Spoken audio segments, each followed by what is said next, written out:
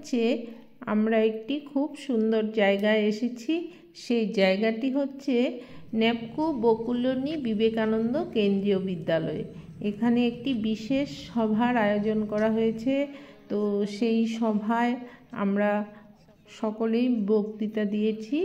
আর সবার শেষে এই যে আমাদেরকে ভোজন করিয়ে তারপর বিদায় দিয়েছে। খুবই ভালো ব্যবহার।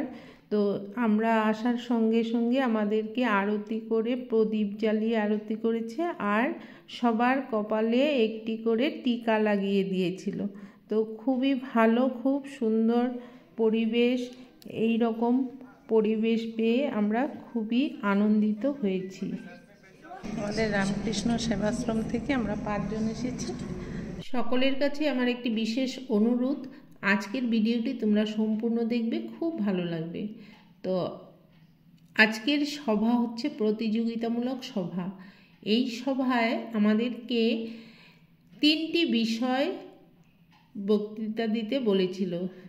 তো আধ্যাত্মিক ঐতিহ্য ও এর প্রাসঙ্গিকতা, আর 2 নম্বর হচ্ছে শিল্প ঐতিহ্য সংরক্ষণ, 3 নম্বর হচ্ছে বসুধৈব কুটুম্বকমের দর্শন।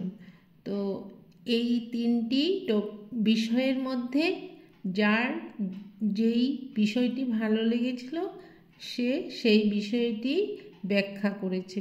তবে অনুষ্ঠান শুরু হচ্ছে। সকলো অভিভাৱক আৰু অভিভাৱিকাসকললৈ শ্ৰদ্ধাৰে আদৰণি জনাইছোঁ। আজি আমাৰ হ'বলগীয়া সভাখন আমি মংগলাচৰণেৰে আৰম্ভ কৰিম। 3 অংশৰে ষ্টাৰ্ট কৰিম।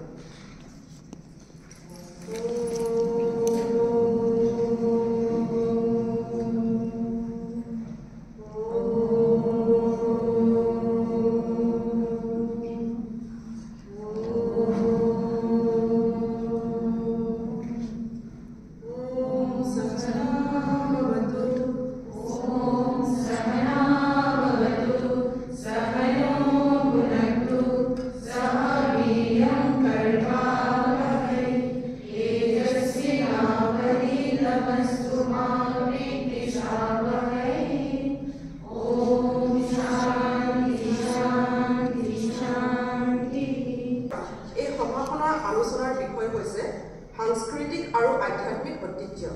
এতিয়া এই বিষয়ৰ ওপৰত আমি স্থানীয় মহিলা আৰু আমাৰ শ্ৰদ্ধাৰ অভিভাৱকসকললৈ এটি প্ৰতিযোগিতা আয়োজন কৰিবলৈ ওলাইছোঁ। এই প্ৰতিযোগিতাত যিসকল অংশকাৰীয়ে অংশগ্ৰহণ কৰিব, তেওঁলোকে যি মতামত আৰু বক্তব্য দাঙি ধৰিব, তেখেতসকলক আগতীয়াকৈ আমি যি নিয়মসমূহ আছিল জনাইছোঁ। যদি তেখেতসকলে যি নিয়ম দিয়া হৈছে সেই নিয়ম অনুযায়ী যদি উপস্থাপন কৰে, তাৰে মোৰ অনুৰোধ থাকিল।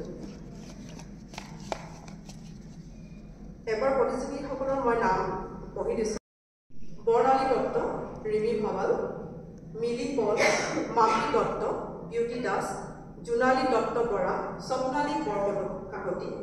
এবার প্রতিযোগিতাদের নাম ঘোষণার পর এখানে লটারি হলো। একটি পাত্রের মধ্যে অনেকগুলো নাম্বার দেওয়া আছে।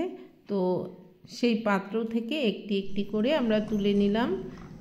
তো এই নাম্বার অনুযায়ী আমাদের সেখানে বক্তৃতা দিতে যেতে হবে। নম্বরটা 5 নম্বর পড়েছে বিউটি।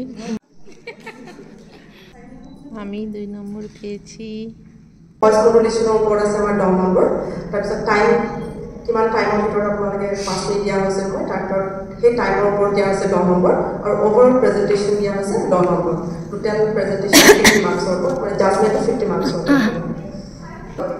শিল্পী এবং ভবিষ্যতের চিন্তাবিদরা তাদের পূর্বপুরুষদের দ্বারা স্থাপিত অভিব্যক্তিগুলি তাদের তৈরি করা সামাজিক মূল্যবোধ উপর দাঁড়িয়ে উদ্ভাবনের পথ সহজ করে।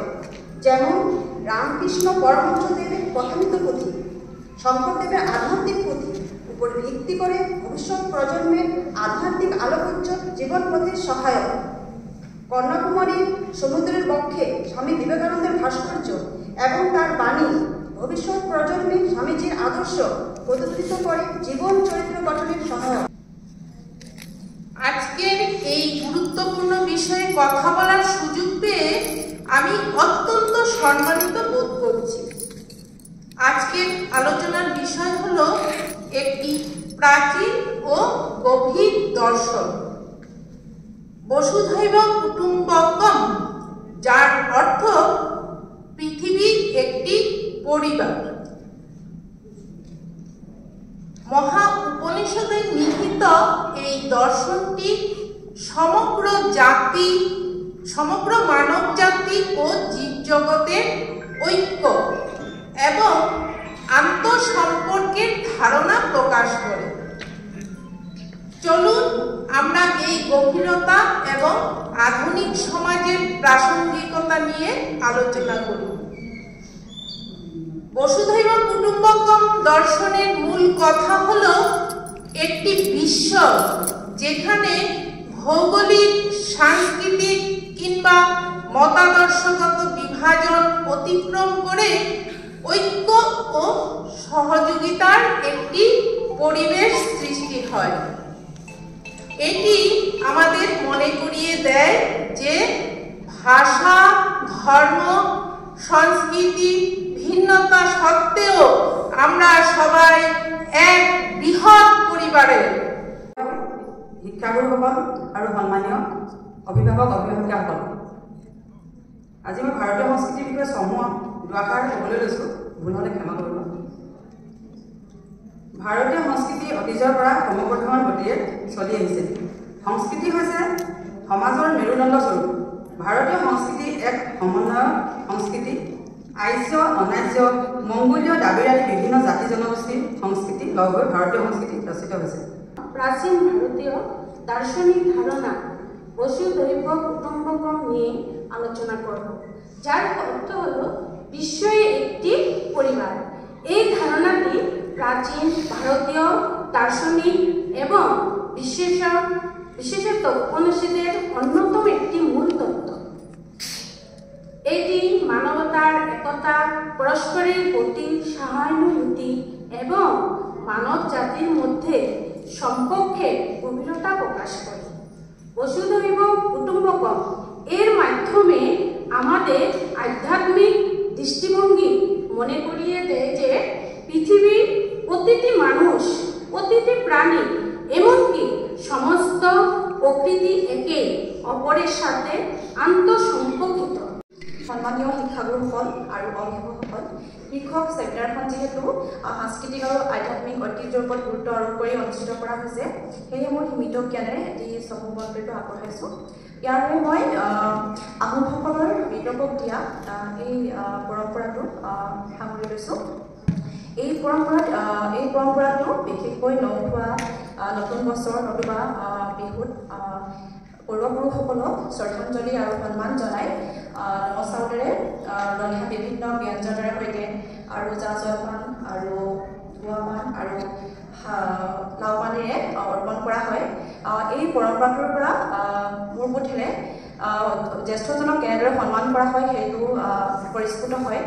সাম্প্ৰতিক যুগত জ্যেষ্ঠজনৰ প্ৰতি আজিৰ প্ৰজন্মসকলৰ যিটো সন্মান সেয়া একেবাৰে আশানুৰূপে কমি আহিছে।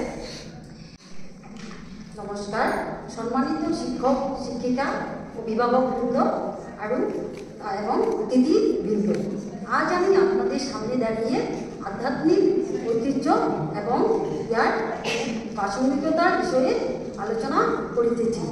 প্রযুক্তি এবং বস্তুগত উন্নতির দ্বারা আধ্যাত্মিক ঐতিহ্যের ধারণা আমাদের ভাগ করা জ্ঞানের শিকড় এবং মূল্যবোধী জ্ঞানের কথা মনে করিয়ে দেয়। আধ্যাত্মিক ঐতিহ্য কোনো একক সংস্কৃতি বা ধর্মের মধ্যে সীমাবদ্ধ থাকে না, এটি একটি সার্বজনীন সম্পদ। Philosophy of Vasudhaiva Kutumbakam, understanding the ancient Indian concept of the world as a family and its implications in today's world. Vasudhaiva Kutumbakam is a Sanskrit phrase which means the world is one family. The original verse appears in chapter 6 of the Mahabharata. It is considered the most important moral value in the Indian society. This verse of Mahabharata is appeared in the entrance hall of Parliament of India. The philosophy of Vasudhaiva Kutumbakam is a social and spiritual philosophy that encourages people to view the world as one family.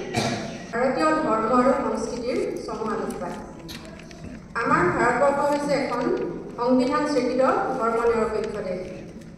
আমাৰ ভাৰতৰ ধৰ্মসমূহ হৈছে হিন্দু, বৌদ্ধ, জৈন, খ্ৰীষ্টান, মুছলমান আৰু শিখ। যিহেতু ভাৰতবৰ্ষ এখন ধৰ্মনিৰপেক্ষ দেশ, সেইবাবে কোনো নাগৰিকক বলপূৰ্বকভাৱে কোনো এটা ধৰ্মৰে দীক্ষিত কৰাটো সংবিধান বিৰুদ্ধ।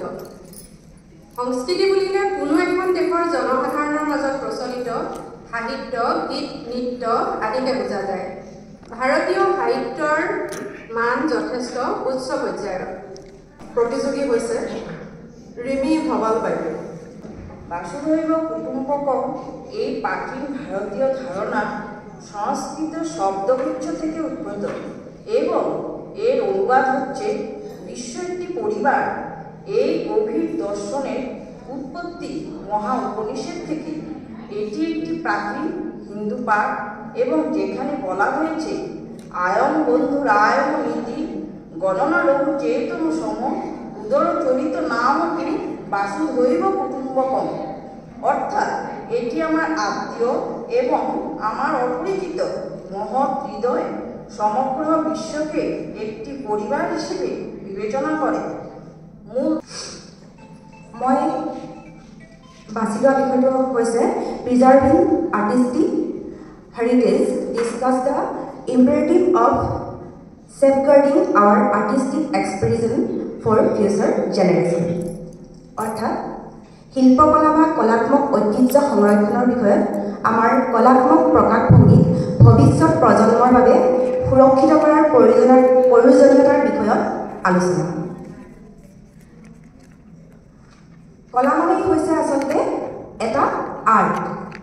দৃশ্যমান বা অদৃশ্যমান কোনো ভাৱৰ ৰূপে শিল্পীৰ চিত্ৰৰখেৰে নৱ ৰূপায়িত হৈ যেতিয়া স্থিতিহীন ৰূপত প্ৰকাশিত হয় তাকেই আমি কলা বা শিল্প বুলি ক'ব পাৰোঁ।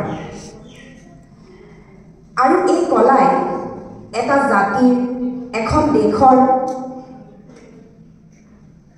এখন সমাজৰ কৃষ্টি, সংস্কৃতি, ৰীতি নীতি, ভাৱ, ভাষা, সাহিত্য, সংগীত, ভাস্কৰ্য, সভ্যতা এই সকলোবোৰৰ সৈতে আমাক পৰিচয় কৰোৱায়। যিসকল প্ৰতিযোগীয়ে নিজৰ নিজৰ বক্তব্য ইয়াত উপস্থাপন কৰিছে, খুবেই সুন্দৰকৈ উপস্থাপন কৰিছে। সেইকাৰণে আমাৰ সকলোৰে ফালৰ পৰা, বিদ্যালয় তৰফৰ পৰা সকলোকে অশেষ ধন্যবাদ জ্ঞাপন কৰিছোঁ। এতিয়া আমাৰ খন্তেক পিছতে প্ৰতিযোগিতাৰ ফলাফল ঘোষণা কৰা হ'ব। তাৰ আগতে আমি আমাৰ নেক্সট কাৰ্যলৈ আগবাঢ়িম। নেক্সট কাৰ্য হৈছে আমাৰ, আপোনালোকে সকলোৱে এইফালে দেখিব, আপোনালোকৰ সোঁফালে ভাৰত মাতা আছে। আমি ভাৰত মাতা আৰতি কৰিম এতিয়া। তাৰ বাবে সকলোকে থিয় হ'বৰ বাবে মই অনুৰোধ জনাইছোঁ।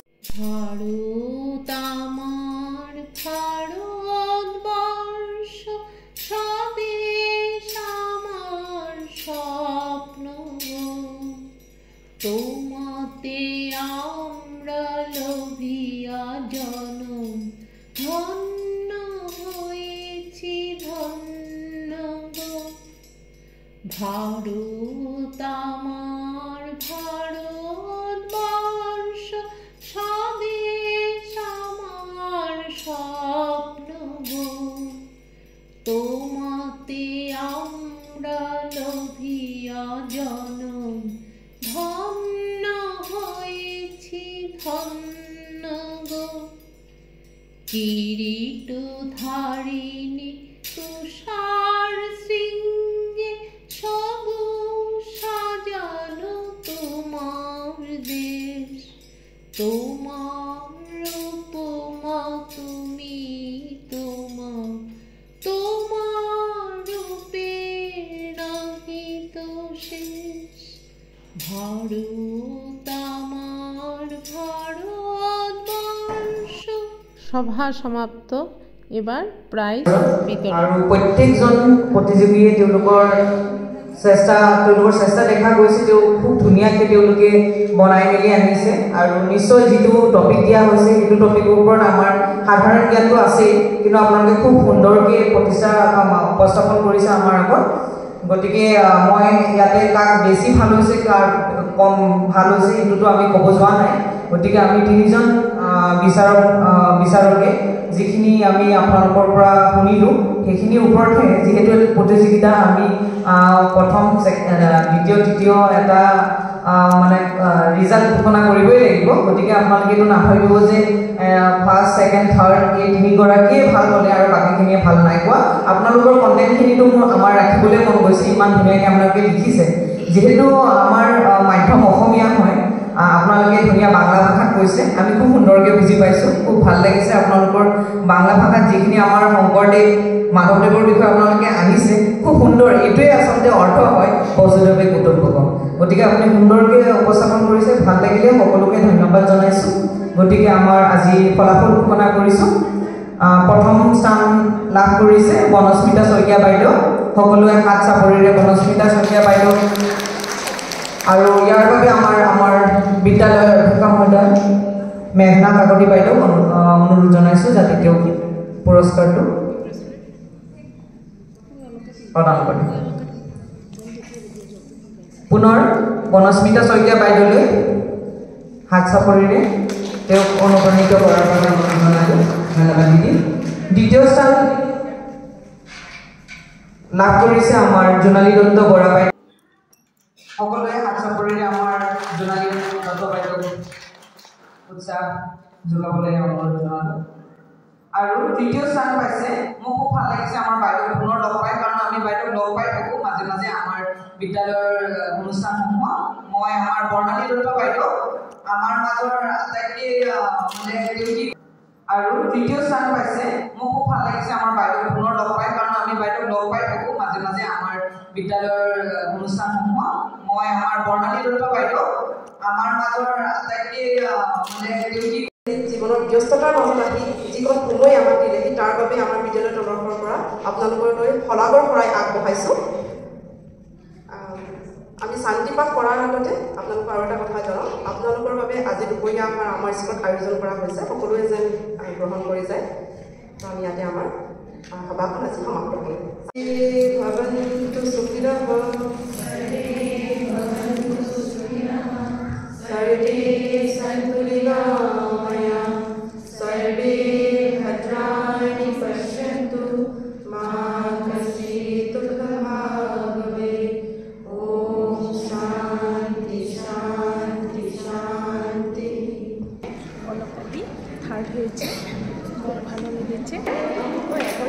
বর্ণালী দত্ত থার্ড প্রাইজ পেয়েছি আমরা বিবেকানন্দ কেন্দ্র বিদ্যালয় আমরা যদিও পাইনি বর্ণালী দত্ত পেয়েছে খুব ভালো লেগেছে জয় রামকৃষ্ণ ব্যবস্থা হয়েছে দেখতে পাচ্ছেন সকলেই বসেছে খাওয়ার জন্য